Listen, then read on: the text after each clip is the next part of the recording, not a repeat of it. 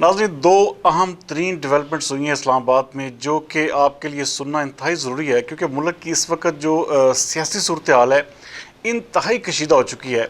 और आज ख़ास तौर पर मैं आपको बताऊंगा कि जो अस्करी हुकाम ने मुलाकात की है वज़ीर आज़म इमरान ख़ान से, अच्छा, उसमें मुख्तलिफ़ ऑप्शंस पर गौर किया जा रहा है और आज एक नहीं दो बार मुलाकातें हुई हैं।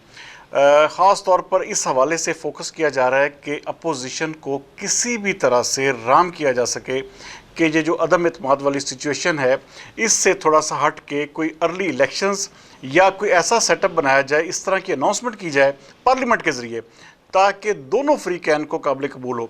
नाजी, ये सिर्फ़ और सिर्फ इसके हवाले से जो बातें भी हो रही हैं, वहाँ पर शर्त यही रखी जा रही है कि अगर हिज़्ब इख्तलाफ की तमाम जमातें इस पर मान जाएं और अगर वो समझें कि ये जो एक मुआहदा होगा बिल्कुल इसके ऊपर मुकम्मल तौर पर मिनवान अमल दरामद होगा, तब ही ये नाफिज़ुल अमल होगा। वरना जो अदम इत्माद की जो सूरत हाल चल रही है इस वक्त, उसको कंटिन्यूसली आगे चलाया जाएगा। ये एक इंतहाई बड़ी डेवलपमेंट है, ख़ास तौर पर ऐसी डेवलपमेंट जिसमें दोनों फ्री कैन को फेस सेविंग मिल सकती है। अच्छा, इमरान खान साहब जो हैं इस वक्त जो अदम एतमाद वाली पोजीशन है उसको मुकम्मल तौर पर हार चुके हैं। ये एक ऐसा सच है जो पीटीआई को अब किसी न किसी सूरत में मानना पड़ेगा, क्योंकि गेम उनके हाथ से, उनके कंट्रोल से मुकम्मल तौर पर बाहर चलेगी। आप देखें कि ख़ास वज़ीर कानून जो इमरान खान के इंतहाई मुतमिद साथी समझे जाते थे, फ़रोग नसीम, उन्होंने भी अपना बाकायदा तौर पर इस्तीफ़ा दे दिया है। ये वाज़े तौर पर इशारा है कि इमरान खान मुकम्मल तौर पर इस वक्त अपनी पोजीशन खो चुके हैं।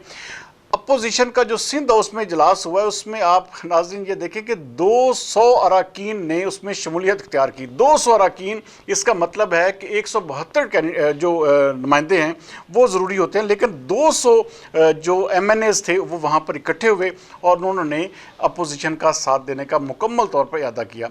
अच्छा, दूसरी तरफ मैं आपको एक और अहम तरीन जो चीज़ है वो बताने लगा हूँ कि सोशल मीडिया पर देखें नाज़रीन, इस वक्त शदीद किस्म की जो एक अफवाह साजियाँ हैं, एक गलत किस्म की ब्रेकिंग्स, गलत किस्म की ख़बरें जो हैं वो फैलाई जा रही हैं।